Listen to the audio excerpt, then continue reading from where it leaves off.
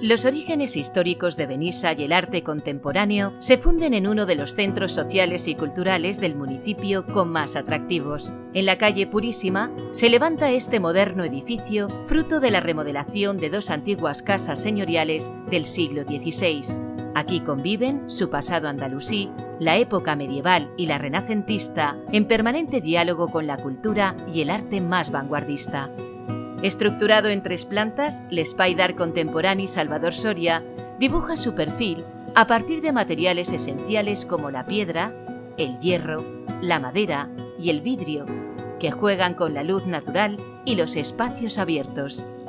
El recorrido a este espacio se inicia por la calle Gaspar Tello, invitando a los visitantes a un itinerario a través de rampas y pasarelas por donde descubrir la colección municipal de las obras ganadoras en el certamen de pintura que lleva el nombre de Salvador Soria, hijo adoptivo de la localidad y uno de los grandes artistas valencianos del siglo XX.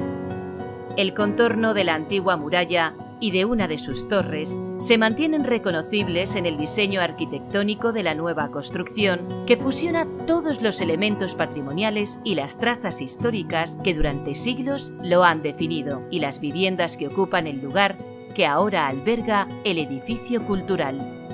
En la entrada al Espai Cultural de les Cases del Batle, por la calle Purísima, nos reciben los vestigios de un muro de la antigua Alhóndiga, casa pública para la compra y venta del trigo, de época andalusí, que se ha dejado al descubierto para poder apreciar la belleza de su antigüedad.